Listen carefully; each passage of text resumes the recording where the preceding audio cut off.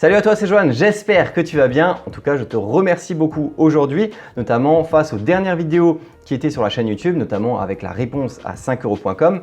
Tu as pu voir que j'ai pu te donner une réponse assez rapide et avoir une discussion avec la communauté sur YouTube. Et franchement, ça c'était ultra intéressant parce que justement, on voyait qu'il y avait vraiment un échange et c'était pas seulement là devant la caméra à regarder et à discuter tout simplement en monologue. Non, on voyait bien qu'il y avait une discussion entre toi et moi. Et franchement, c'était super sympa. En tout cas, j'ai bien vu également qu'une petite vidéo de 10 minutes finalement en facecam comme ça, sans texte, sans vraiment de préparation. Et ben, ça t'a également beaucoup plu.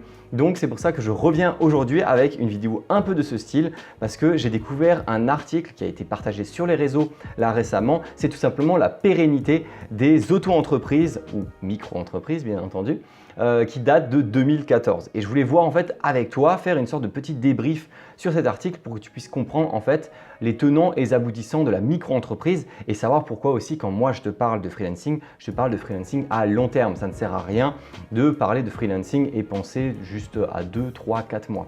Mon objectif, c'est que toi, tu puisses vivre vraiment de cette activité en tant que travail principal ou en tant que slasher, mais en étant bien payé. Donc maintenant, on va directement se retrouver sur l'ordinateur. On se retrouve à présent devant le fameux article en question, donc c'est auto-entrepreneur immatriculé en 2014, 3 ans après 36% sont actifs. C'est tout simplement un article de l'INSEE donc qui va tout simplement présenter la pérennité de la micro-entreprise, parce que ça s'appelait auto-entrepreneur avant, maintenant c'est la micro-entreprise, comme la petite vidéo que je te laisse en fiche en haut à droite. Donc l'article en fait c'est tout simple, c'est l'INSEE, donc l'INSEE c'est Institut National des Statistiques et des Études Économiques, donc c'est on va dire des données qui sont très factuelles, très objectives, d'accord ? Donc moi on va dire qu'avec justement cet article, on va voir ensemble, je vais te donner mon avis sur la question et comment toi tu peux réussir à pérenniser ton activité, quelles sont les choses à faire et ne pas faire d'après les statistiques qui sont présentées dans cet article. Parce que forcément là c'est vraiment totalement objectif et tu auras ma subjectivité durant la vidéo. Donc n'hésite pas, c'est directement dans la description. Donc on va commencer dès maintenant, donc si tu as envie de savoir, voilà, si tu veux pérenniser ton activité, on va regarder ça ensemble. Alors j'ai mis mes petites notes pour regarder justement tout ça. Alors ce qu'il faut savoir c'est que là c'est les immatriculations de 2014 jusqu'en 2017. Donc moi je ne suis pas comptabilisé dedans puisque je me suis immatriculé en 2015. Donc ça veut dire que là c'était juste un an avant. Alors il faut savoir que là dans le premier paragraphe ils te disent comme quoi tu as un tiers des gens qui ont créé une micro-entreprise mais qui n'ont pas fait de chiffres. Donc c'est des gens qui en ont créé mais finalement ils n'ont jamais eu de clients ou ils n'ont jamais voulu gagner de l'argent avec. Tu as un tiers des personnes qui ont une activité pérenne encore 3 ans plus tard. Et tu as un tiers des personnes qui n'ont tout simplement pas réussi à pérenniser cette activité. Ça peut être parce que c'était du secondaire et du coup ils ont arrêté l'activité ou du principal et ça a échoué. Donc il faut juste déjà te dire que là, entre 2014 et 2017, tu as un tiers donc de personnes qui n'ont rien gagné, un tiers qui sont pérennes encore aujourd'hui et un tiers qui n'ont pas réussi à pérenniser leur activité. Deuxièmement, c'est pour la même génération, la proportion d'entrepreneurs individuels classiques actifs après 3 ans est beaucoup plus élevée. Donc ça veut tout simplement dire qu'en fait, tu peux avoir des micro-entrepreneurs d'un côté, donc tu n'as absolument rien à payer, l'auto-entreprise ou la micro-entreprise, ça vaut rien, tu peux démarrer avec 0. Alors que des entrepreneurs individuels classiques, c'est peut-être des personnes qui vont créer des entreprises individuelles, des SASU, des SARL, bon SARL c'est à 2. Mais voilà, en gros c'est des statuts un peu plus classiques et pas de la micro-entreprise. Du coup il va falloir tout simplement avoir un peu plus d'investissement à l'origine. Donc ça peut être de l'investissement financier notamment. Donc si jamais toi tu investis 500, 1000, 2000, 5000 euros pour lancer ton activité, je pense que les gens sont un peu plus, quand tu dépenses 3 à 5 000 euros pour essayer de développer ton activité, tu n'as pas envie qu'elle meure au bout de 3 ans. Donc je pense que c'est aussi un peu ça qui fait la grosse différence et c'est pour ça que j'en parle tout le temps. J'avais notamment un podcast que je te laisse également en fiche sur la différence entre dépenser et investir. C'est qu'à un moment donné, quand tu es micro-entrepreneur, en fait, il y a trop cette fameuse mode de, exactement comme sur internet, je veux tout gratuit, tout le temps, tout de suite. Et sauf que c'est pas comme ça que ça marche parce que même si c'est possible de le faire, souvent psychologiquement, tu n'es pas aussi au taquet en fait qu'une personne qui a investi. Par exemple, une personne qui a investi 500, 2000 euros, elle voudra que ça réussisse, donc tu vois que tu arrives à 63% de personnes qui sont encore pérennes 3 ans plus tard, alors que les micro-entrepreneurs, eux, vu qu'ils ne payent rien, donc zéro, eh bien ils sont beaucoup moins investis dans leur travail et eh bien tout simplement ils lancent le truc, ça peut échouer ou bien ils le laissent pourrir de côté. Et du coup, au lieu d'avoir 63%, eh bien tu en as seulement 36%. Donc c'est pour ça que moi je pars du principe que quand tu lances une activité, il faut partir du principe que tu dois investir de temps en temps, rien que pour le côté psychologique de te dire j'investis de l'argent et en investissant de l'argent, eh bien justement j'ai pas envie de perdre cet investissement que j'ai mis dans ce business en question. Voilà, donc en tout cas là c'était un grand point que je voulais absolument aborder. Ensuite, tu as également, alors un MER, donc investissement plus âgé, plus réfléchi, alors ça on verra plus tard. Tu as également le taux de pérennité qui change en fonction du secteur. Là on le voit ici, tu vois le secteur de la santé humaine et de l'action sociale, bien tu as 60% des gens qui sont pérennes au bout de 3 ans, l'enseignement 48%, les constructions 36%, ensuite scientifique, technique 36% et commerce 28%. Donc tu vois qu'il y a des activités qui sont beaucoup plus pérennes dans le temps que d'autres. Mais ça on le verra par la suite. En tout cas, je sais que par exemple, je connais des amis kinés, donc kinésithérapeutes, et bien c'est également des micro-entrepreneurs. C'est juste que ces micro-entrepreneurs-là, eh bien ils ont un statut un peu spécial, mais on va dire qu'une fois que tu es kinésithérapeute, tu vas créer tout simplement ton cabinet, tu vas avoir un cabinet, tu vas avoir tes patients, et généralement ton objectif c'est vraiment d'être pérenne, puisque tu as vraiment bossé pour faire ça. D'accord ? Tu es un véritable entrepreneur même si tu es seul. Alors que finalement, quand tu bosses par exemple dans le design graphique, eh bien tu peux très bien bosser soit en tant que salarié, soit créer ta micro-entreprise. Mais on va dire dans le principe, dans la santé humaine et l'action sociale, mais très souvent ça arrive que ce soit des médecins ou des personnes comme ça qui lancent leur micro-entreprise pour démarrer. Et du coup, l'objectif c'est totalement d'être pérenne à 100%, sinon il n'y a aucun intérêt. Ensuite, tu as également un dernier chiffre dans cette introduction qui était plutôt intéressante, c'est que en moyenne, donc tout confondu, activité principale et secondaire et tout type d'activité, eh bien les micro-entrepreneurs immatriculés entre 2014 et en 2014, eh bien ils ont un chiffre d'affaires moyen de 10 300 € en 2016, d'accord ? Donc ça veut dire que 2 ans plus tard, ils sont à 10 300 € en moyenne. Je t'ai fait un petit calcul pour voir un peu à quoi ça correspond, pour que tu aies un peu un ordre d'idée. Eh bien 10 000 € par an, ça fait environ 850 € par mois de chiffre d'affaires, donc 850, et quand tu enlèves juste les 25%, ça te fait 600 € net par mois. Eh bien, c'est très peu, très peu. Alors on peut très bien imaginer qu'il y a une grande partie de slashers, mais dis-toi juste une chose, c'est que quand je te parle tout simplement là sur la chaîne YouTube de pérennisation de sa micro-entreprise, il faut savoir que le mieux c'est d'essayer d'être le plus proche possible du premier plafond de micro-entrepreneur. Si jamais tu ne connais pas les plafonds, je te laisse également en fiche la vidéo sur la TVA freelance où je t'explique tout. Mais globalement, on va dire le plafond idéal, donc c'est le premier plafond, c'est 36 000 € à l'année, à peu près. Et donc ça fait quoi ? Ça fait environ 3 000 € par mois de chiffre d'affaires. 3 000 € par mois de chiffre d'affaires, c'est selon moi le nombre qu'il faut essayer d'atteindre quand tu es freelance, parce que c'est vraiment un bon nombre. 3 000 € par mois de chiffre d'affaires, c'est juste très bien. Et donc pour ça, 600 € net par mois, c'est vraiment rien du tout. Donc même si tu as pas mal de gens qui sont à 2000 € net, je trouve que ça compense quand même pas mal. Donc ça veut dire qu'il y a une très grande partie des entrepreneurs qui vont gagner très peu.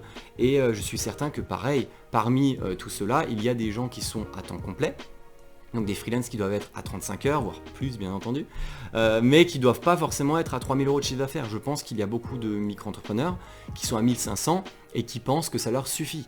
Alors que 1500 € de chiffre d'affaires, c'est en dessous du SMIC. Parce que tu as encore la mutuelle et tout ça à payer, l'électricité, le logement, etc. etc. Donc c'est pour ça que ce 10 000 € par mois, ce 10 000 € par an en 2016, eh bien, je trouve que c'est très peu. Même si ça comptabilise absolument tout le monde. Donc l'objectif c'est aussi avec la chaîne de réussir à augmenter ce taquet de 10 000 € et faire en sorte que les freelances puissent gagner plus en réussissant à mieux se vendre auprès de leurs clients. Donc voilà, maintenant on va pouvoir passer tranquillement à la suite. Et donc les entrepreneurs sont moins pérennes que les entrepreneurs individuels classiques. Eh bien, il faut savoir que déjà, parmi toutes les entreprises qui ont été créées en 2014, eh bien 50% des créations d'entreprises sont des micro-entreprises. Donc tu te rends compte que cette fameuse micro-entreprise, l'entreprise la plus simple à créer, eh bien ça fait 50% des créations à l'année. Donc ça veut dire que tout ce qui est SASU, SARL, EI, etc., eh bien tout ça, ça représente les 50 autres %. Forcément, vu que ça coûte rien, les gens aussi, ils peuvent les laisser mourir, ces micro-entreprises, tranquillement, sans que ça pose trop de problèmes. Et on se rend compte également dans ce paragraphe que je te laisserai lire tranquillement, eh bien que tu as un tiers, c'est, comme je te l'avais dit avant, eh bien c'est un tiers de ces entreprises-là, c'est des gens qui les ont créées, mais qui n'en ont rien fait. Un tiers, c'est des gens qui ont réussi à la rendre pérenne sur 3 ans, et l'autre tiers, c'est des gens qui n'ont pas réussi à la rendre pérenne. Donc tu vois que c'est vraiment tiers, tiers, tiers. Ensuite, quand tu regardes les gens, là c'est écrit ici, eh bien parmi toutes les personnes qui réussissent tout simplement à lancer leur activité, donc les fameux 60%, donc sur les deux tiers là, tu vois, sur les 3 tiers tu avais démarrage, pérenne, non pérenne, eh bien entre les pérennes, non pérennes, ça fait 50%.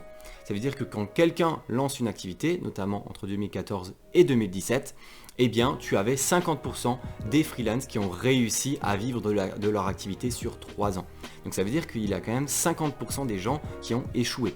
Donc c'est bien qu'il y a aussi un problème, et soit au niveau de la recherche de clients, peut-être pas la volonté, des gens qui ont fait slasher, qui ont arrêté, etc., etc., etc. Il peut y avoir plein de choses.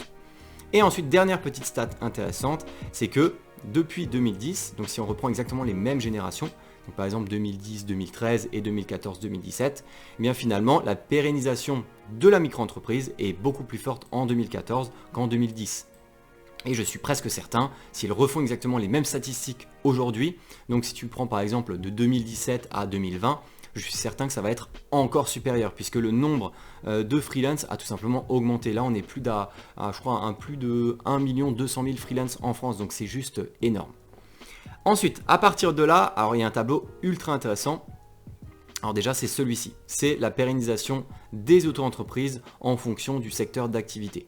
Donc là, on va dire le tableau, il n'est pas ultra pratique parce que finalement, taux de pérennisation sur 3 ans d'une entreprise individuelle classique est totalement coupé par rapport au nom des différents secteurs d'activité. Mais globalement, si on prend juste cette colonne-là, celle-là, là, avec celle-ci, puisque nous, ce qui nous intéresse plutôt, c'est les activités principales, pas forcément les slashers, parce que les slashers, comme tu l'as vu dans ma vidéo sur les slashers que je te laisse également en fiche, eh bien, c'est tout simplement des personnes qui vont avoir des missions, on va dire comme ça, de temps en temps. Si toi, tu as une mission par mois, ou bien 5 missions pendant 1 mois et pas de mission pendant 6 mois, logique que ce soit un peu moins pérenne dans le temps. Mais en tout cas, si on prend tout simplement les statistiques ici en activité principale d'un freelance et activité principale d'un freelance dans une entreprise classique, eh bien à chaque fois, l'entreprise classique, il y a un meilleur pourcentage de pérennisation de l'entreprise. À part peut-être ici, mais là par exemple c'est juste énorme. Genre 74, c'est quoi? C'était les transports et entreposage. Donc c'est ça, 74 sur 35. Alors après, j'ai aussi ma petite idée là-dessus. Alors je te l'ai déjà dit avant. C'est 2 choses. Premièrement, c'est tout simplement le fait que quelqu'un qui a une entreprise auquel il a tout simplement investi de l'argent, du temps et plein de choses, eh bien, il va essayer de se bouger un peu plus pour réussir dans le temps. Et deuxièmement, eh bien, c'est que tu as des secteurs d'activité comme transport et entreposage. Eh bien, pour moi en tout cas, je trouve que c'est des activités qui ne sont pas ultra optimisées pour la micro-entreprise. La micro-entreprise, tu le sais bien, tu as 25% de cotisation sociale et tu ne peux rien, tout simplement, si tu fais des achats, tu ne pourras pas les déduire forcément de ta micro-entreprise, ou du moins, ça sera largement limité. Et donc forcément, ça sera plutôt les activités, on va dire plutôt les prestations de services et les choses qui ne demandent pas trop d'achats, qui vont vraiment être intéressantes. On va dire que ce sera les secteurs vraiment intéressants pour la micro-entreprise. Contrairement à du transport entreposage, il faudra acheter des voitures. Ces voitures-là, tu ne pourras même pas les déduire de tes frais de fonctionnement de ta micro-entreprise. Donc à ce niveau-là, c'est largement mieux d'avoir par exemple une entreprise individuelle ou une société qui te permettra de déduire justement ces frais-là. Ensuite, on peut passer tout simplement ici. Donc les auto-entrepreneurs des services principalement aux ménages sont les plus pérennes. Alors ici, qu'est-ce que j'avais marqué? Eh bien tout simplement... Ouais, c'est exactement ce qui est marqué ici. Alors on va le voir, c'est assez classe. Moi j'ai bien aimé ce tableau parce qu'en fait ça te permet de montrer un peu en fonction des secteurs d'activité, de l'âge à l'immatriculation, de l'importance de l'activité au démarrage. Ça te permet de voir un peu qui a réussi à mieux pérenniser son activité. Alors déjà, ce qu'il faut savoir, c'est que, comme je te l'ai dit avant avec le secteur d'activité, les numéros 1, c'est secteur de santé humaine et action sociale et également l'enseignement. En gros, tout ce qui est lié à l'humain, eh bien, c'est ce qui fonctionne le mieux et c'est ce qui est le plus pérenne. Alors après, bien entendu, ça va dépendre également du statut des freelances en question. Mais par exemple, l'enseignement, santé humaine, c'est ce qui est le plus pérenne. Après, là par exemple, au niveau de la légende, quand il écrit ref, en fait c'est tout simplement c'est le service de référence. Là par exemple, la référence c'est 1, donc le commerce eh bien, a un rapport de code de 1. Donc par exemple, en construction 1,2, ça veut dire que la construction, eh bien, c'est légèrement plus pérenne que le commerce. Alors qu'au contraire, tu as transport et entreposage à 0,6, eh bien ça c'est moins pérenne que le commerce qui a 1. Et à chaque fois que tu as un NS, ça veut tout simplement dire que c'est relativement proche de la référence d'origine. Donc le commerce c'est 1, l'hébergement c'est 1, l'information et communication c'est 1, etc. etc. Donc c'est à dire que nous, par exemple, si la majorité des gens qui me suivent ici sur la chaîne YouTube, ce sont des graphistes, web designers, des créatifs de manière générale, eh bien nous, on est plutôt dans le 1. Voilà. Donc ça veut dire qu'en termes de pérennisation de la micro-entreprise, on est proche du commerce, on est proche de l'hébergement et restauration, on est supérieur au transport et entreposage et on est inférieur à l'industrie. Mais comme j'ai dit juste avant, moi je soupçonne qu'il y a des types de métiers de ce style-là, donc des secteurs d'activité, où justement tu as peut-être trop d'achats à réaliser et la micro-entreprise ce n'est pas ce qu'il y a de plus intéressant.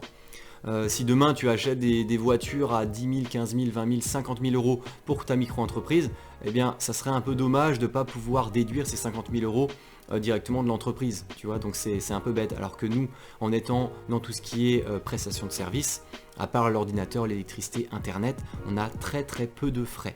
Même par exemple en santé humaine, même par exemple un kinésithérapeute, comme je l'ai dit juste avant, lui il va devoir avoir un cabinet, il aura certainement des charges supplémentaires, un comptable ou au moins des personnes qui vont l'aider au niveau de l'administratif qui sera peut-être un peu plus costaud, notamment dans le domaine de la santé. Donc à voir. Ensuite là c'est ultra intéressant et là je vais également passer un tout petit peu de temps là-dessus, c'est l'âge de l'immatriculation. Tu vois que la référence est entre 30 et 40 ans, donc c'est 1. Toutes les personnes qui s'immatriculent avant 30 ans, eh bien c'est moins pérenne leur activité que quelqu'un qui a plus que 30 ans. Et tu vois que plus le temps avance et plus la pérennisation augmente. Pourquoi? Alors selon moi il y a plusieurs facteurs. Déjà tu as l'expérience. À un moment donné, quand tu es plus âgé, tu as plus d'expérience déjà au niveau de ton travail, tu sais comment mieux trouver des clients, tu sais mieux comment parler aux gens, tu sais mieux comment réussir à vendre tes produits, tes services, tu arrives à mieux vendre. Tu connais mieux ton métier, du coup tu arrives beaucoup mieux à avoir des clients. Deuxièmement, et ça ultra important, quand tu commences à avoir plus que 30 ans, eh bien très souvent tu vas certainement avoir une famille avec, tu vas peut-être être en couple, tu vas peut-être avoir un ou plusieurs enfants, peut-être une maison, crédit, voiture, etc. Je ne sais pas, mais j'en ai parlé à plusieurs reprises dans mes vidéos, mais forcément quand tu sais que tu dois subvenir aux besoins de ta famille ou bien que tu as plein de dépenses, eh bien tu vas te déchirer pour justement réussir à vivre de ton activité. Et tu ne vas pas vivre à hauteur de 1200 ou 1500 euros de chiffre d'affaires par mois. C'est pas avec 800 euros net que tu pourras vivre de ton activité avec une famille, une maison, une voiture, etc. Donc c'est pour ça que je pense que à plus de 30 ans, eh bien, vu que ces personnes-là ont déjà une famille ou ont des dépenses récurrentes qui les obligent en fait à avoir une véritable rentabilité, eh bien ils vont tout faire pour l'avoir, cette rentabilité. C'est pour ça que moi avec cette chaîne YouTube, si toi tu es plus jeune, tu as moins de 30 ans, eh bien l'objectif c'est vraiment de réussir à vendre tes produits, tes services au bon tarif, au tarif qui te fera vivre. Encore récemment, j'ai eu un exemple, là, il y a un client qui m'a contacté, il m'a dit comment réussir à tout simplement à avoir des freelances à environ 30 euros de l'heure, voire moins. Je lui ai dit tout simplement, alors à part un offshore, franchement rien, parce que je te conseille surtout pas de faire appel à un freelance français parce que tu vas le tuer tout simplement. Parce que si tu as moins de 30 euros de l'heure, eh bien même si tu bosses beaucoup, quand tu bosses dans le graphisme et que tu as un logo, je sais pas moi, tous les 2 ou 3 jours, eh bien c'est pas forcément rentable d'être à 20 euros, 30 euros de l'heure. C'est pour ça que tu es rapidement à 40-50 euros en tant que web designer ou en tant que freelance. Et c'est pour ça que je lui ai dit, franchement, si tu veux essayer de choper des gens à 20 euros de l'heure, ne prends pas des Français parce que tu vas tout simplement les tuer en fait. Tu vis pas avec 20 euros de l'heure en France. C'est pas possible. Alors que par exemple, je me souviens, j'avais d'autres clients qui eux faisaient appel à des offshore. Donc des fois c'est le Maghreb, des Malgaches ou autres. Et bien eux c'était par exemple 10 euros de l'heure. Alors chacun fait ce qu'il veut. Mais en tout cas, moi à ce niveau-là, je conseillais en fait de ne pas faire appel à des Français si déjà tu le payais aussi peu cher. Ou sinon tu ravises tes plans et tu fais en sorte d'avoir des clients qui vont te payer plus. Et alors dans ce cas-là, tu peux faire appel à un Français si tu peux bien le payer. Parce que ça justement en tant que freelance, j'ai pas forcément envie de ramener des clients vers des freelances qui vont être sous-payés et ensuite qui vont galérer en fait dans la vie. Ensuite, tu as également activité de complément et activité principale. Forcément, l'activité principale, c'est pareil. Si tu sais que tu dois bosser à temps complet sur ton activité, eh bien, tu vas te donner à fond pour réussir à gagner de l'argent avec. L'activité complémentaire, on va dire, tu t'en fous un peu. Si, imaginons, tu es en agence de communication et le soir, tu peux faire un logo de temps en temps pour gagner un peu d'argent, eh bien, c'est pas grave si pendant 6 mois, tu n'as pas un complément de revenu. Puisque toi, de toute façon, on va dire, si tu es déjà à 3 ou 500 euros de chiffre d'affaires par mois en tant que slasher, franchement, c'est tout bénef. On va dire, c'est toujours en supplément. Ensuite, moyen au démarrage. Alors là, tu te rends compte que la référence, c'est aucun. Moins de 500 euros, c'est identique à aucun. De 500 à 1000 euros, c'est identique. Mais tu te rends compte que de 1000 à 2000 euros, c'est là où la pérennisation, elle est la plus importante. Moi, ça ne me choque pas parce que en fait, en dessous de 1000 euros, on va dire 1000 euros, c'est déjà, on va dire, c'est un taquet. Tu vois, jusqu'à 1000 euros, tu as l'impression de ne pas avoir trop investi dans ton business. Alors que à partir de 1000 euros, tu te dis, ah ouais, je commence à avoir beaucoup investi, du coup, j'ai envie de faire en sorte que ce soit rentable. Donc, j'ai envie de pérenniser mon activité. C'est pour ça que moi, ça ne me choque pas qu'en fait, entre environ 1000 et 4000 euros, eh bien, tu t'y donnes à fond pour réussir à gagner de l'argent et à réussir à rendre pérenne ton activité. Et c'est pour ça aussi que je ne conseille pas forcément d'avoir cette fameuse mentalité de je n'investis rien et je veux rien payer. Je ne veux pas payer les licences Adobe, je ne veux pas payer le stage de préparation à l'installation qui était obligatoire avant. Eh bien non, parce que si tu commences déjà en voulant rien payer, comment est-ce que tu peux imaginer que des clients vont te payer plusieurs milliers d'euros pour tes services si toi-même tu n'es pas prêt à dépenser un tout petit peu d'argent, je dis bien un tout petit peu, toi pour ton activité. Alors ensuite, correspondance à, bon, on s'en fout, ça je me rends compte que c'est tout simplement les communes rurales, eh bien elles sont un peu plus pérennes que le reste, que les communes un peu plus grandes. Donc par exemple, quand tu es dans des petites villes quoi, en province et pas à Paris, eh bien c'est un peu plus pérenne. Alors d'après ce que j'ai compris dans l'article, c'est aussi parce que tu as beaucoup de slashers qui eux ça les dérange pas d'avoir des petites missions ponctuelles par-ci par-là. Et puis il faut pas oublier une chose très importante, c'est que moi j'habite pas Paris, mais je sais que Paris ça coûte un bras et forcément ton activité sera beaucoup moins pérenne à Paris si tu trouves pas des clients, puisque il faudra que tu aies un chiffre d'affaires très élevé si tu veux réussir à vivre du freelancing là-bas. Alors que justement en étant en province, tu peux tout simplement avoir un salaire qui est un peu moins important et ça ne dérangera pas forcément.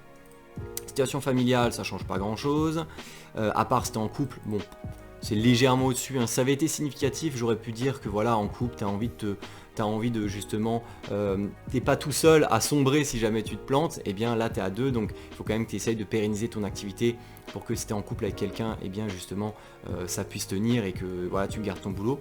Mais voilà, on va dire c'est pas significatif, donc c'est pas si grave. Tu te rends compte que le niveau de diplôme, là c'est aussi intéressant, le niveau de diplôme ne va rien changer à la pérennisation de ton entreprise. Et on le voit encore plus aujourd'hui, hein, avec le nombre de youtubeurs, le nombre d'influenceurs, le nombre de gens des fois qui se vendent un peu trop sur les réseaux, mais qui disent voilà, moi j'ai rien. Par exemple, Olivier Roland, tout le monde n'a pas eu la chance de louper ses études, de rater ses études, mais tu te rends compte que même sans le baccalauréat, en fait, tant que tu as la motivation et que tu as la soif d'apprendre, eh bien tout simplement tu arriveras à lancer ton activité et à la rendre pérenne. Ici pareil, l'acre et sans l'acre ça change pas grand chose et le sexe ça change pas grand chose non plus.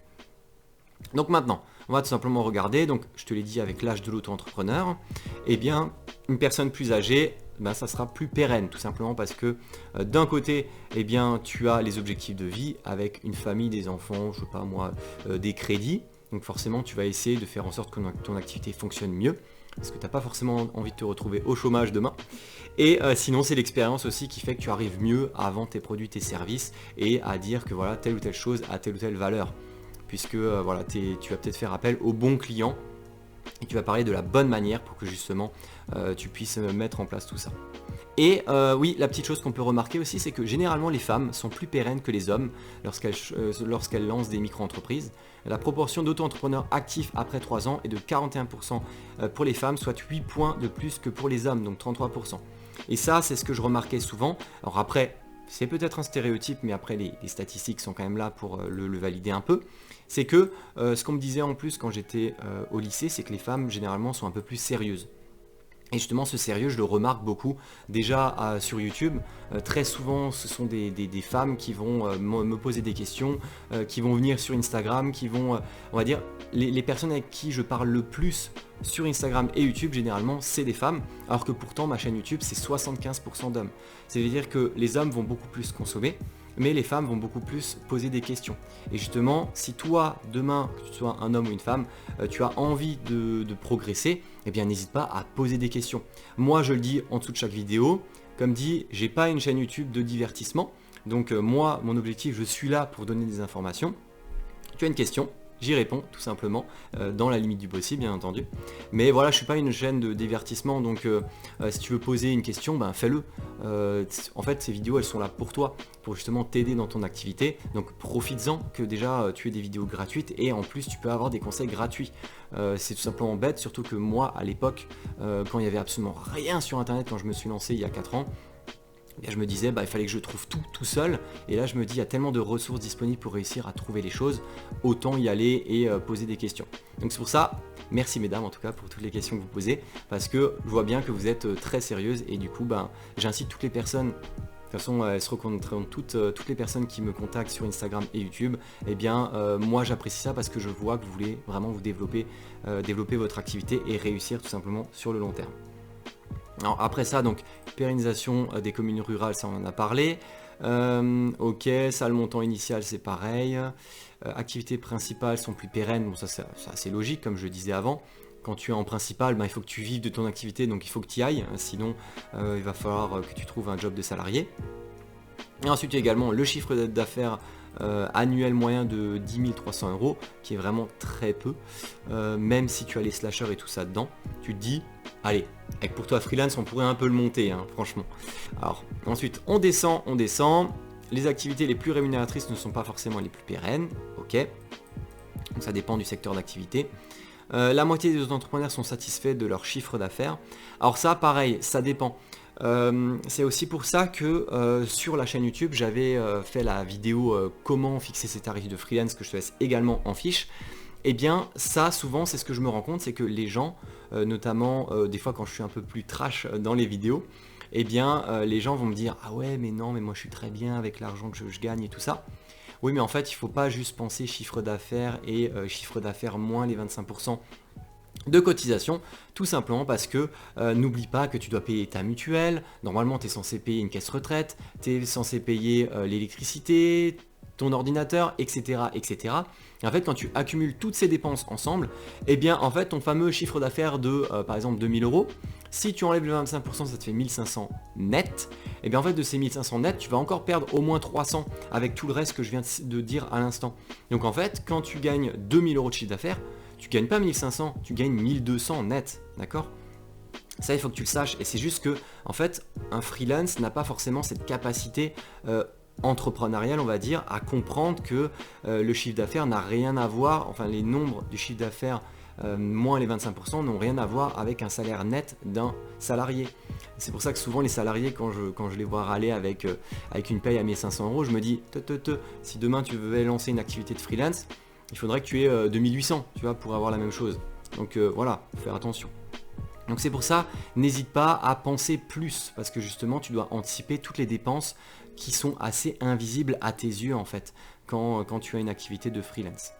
Donc voilà, en tout cas, la moitié des auto-entrepreneurs sont satisfaits de leur chiffre d'affaires. En fait, je pense qu'ils sont satisfaits, ils arrivent à vivre, mais je pense qu'ils voudraient aussi un tout petit peu plus. Des fois, tu sais, rien que 100, 200 ou 300 € net en plus par mois, c'est franchement sympa juste pour mettre de l'argent de côté. Mais après, ça peut très bien les satisfaire, en sachant que là-dedans, dans la moitié des micro-entrepreneurs qui sont satisfaits, eh bien, tu as également les slashers. Moi personnellement, en tant que slasher, si je gagnais 100, 200, 300, 500 € par mois de temps en temps en plus, je serais bien content. Parce que si j'avais par exemple, je sais pas moi, un poste à 1500, 2000, voire 2500 € net, eh bien c'est clair qu'avoir 500 € en plus par mois, c'est plutôt sympa pour arrondir les fins de mois et tout simplement aller boire un coup les vendredis soirs. Voilà. Donc à ce niveau-là, je voulais juste encore vérifier la toute fin. Alors, du investissement. Et c'était quoi? C'était quasiment tous les auto-entrepreneurs de la cohorte 2014 actifs se disent satisfaits, 63%, voire très satisfaits. Ok. Ouais. Bah écoute, en tout cas, voilà, ça c'était un peu mon avis sur l'ensemble de cet article. Donc globalement, ce que tu dois juste retenir par rapport à tout ça, part du principe déjà qu'investir, c'est une bonne chose parce que ça t'implique un peu plus dans ton activité. Ensuite, quand tu lances une micro-entreprise, effectivement, tu peux la lancer juste comme ça, mais fais juste attention à l'ACRE qui a changé d'ailleurs maintenant. Parce que si tu prends l'ACRE et que tu perds justement différentes années, moi c'était l'erreur que j'avais faite, j'ai commencé fin 2015 et en fait j'ai perdu une année d'un coup. Donc je suis passé directement de 5% à 15% de... non, c'était 5% à 10% de cotisation, tout simplement parce que je l'ai lancé en décembre. Si je l'avais lancé mon activité en janvier 2016, j'aurais pu gagner encore une année d'ACRE. Mais voilà, donc n'hésite pas à investir, réfléchis à quand tu veux lancer ton activité de micro-entreprise pour pas bousiller justement des années d'ACRE. Ensuite, essaie de faire en sorte, donc pas forcément, hein, tu vois, c'est pas parce que là on parle de pérennisation d'un secteur que tu dois forcément te dire bon demain je vais me lancer dans l'enseignement ou la santé humaine parce que justement c'est plus pérenne. Si tu es au lycée peut-être, mais si tu es en train de faire des études de design et que tu es là-dedans, tu vas pas forcément passer là-dedans là tout de suite. Mais voilà. En tout cas, j'espère que ce petit article t'a plu et que le commentaire justement que j'ai fait par rapport à tout ça t'a été utile. N'hésite pas à me laisser des commentaires si tu as des questions. Comme je te l'ai dit, si tu poses des questions, c'est que tu as tout simplement envie de développer ton activité. Et puis, je te laisse tout simplement laisser un like, un commentaire, t'abonner à la chaîne et à cliquer sur la cloche pour ne pas louper les prochaines vidéos. Et puis moi, je te dis à très bientôt. Merci encore à toi et n'hésite pas également à regarder dans la description pour le petit cadeau gratuit que tout le monde commence à avoir et également les formations que je propose sur différents domaines. Alors là je suis pas mal booké, mais entre Instagram, YouTube, le web design, il y a encore plein de choses qui vont arriver sur le community management et tout ça. Mais en tout cas, voilà, j'espère que ça va te plaire. Et puis je te laisse en tout cas l'article dans la description. Et je te dis à très bientôt pour des prochaines vidéos pour toi, freelance. Ciao.